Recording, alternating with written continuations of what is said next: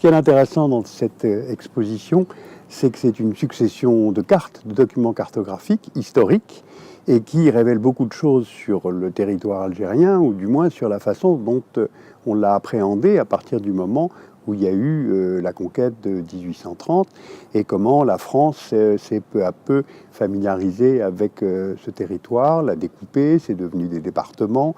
On apprend qu'en 1830, par exemple, le taux d'analphabétisme était relativement faible. Et donc, le travail des Français, j'allais pas dire, se révélait inutile à partir de 1840-45. Mais il fallait avoir une approche qui n'était pas proprement celle d'une mission civilisatrice. Ce que ça révèle, c'est une partie de notre relation à l'Algérie.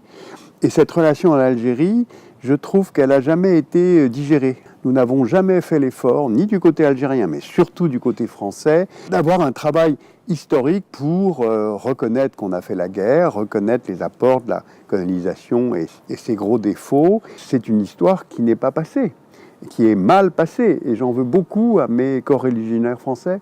J'en veux beaucoup à ce qu'on n'ait pas été capable de faire avec l'Algérie le remarquable travail qui a été fait entre la France et l'Allemagne à partir des années 50, par exemple. C'est un travail qui aurait pu être conduit. Donc, une expose comme celle-là, elle est sophistiquée, elle est raffinée, mais elle permet de comprendre que les Algériens, c'est un grand peuple. Et ils l'étaient avant que nous y allions.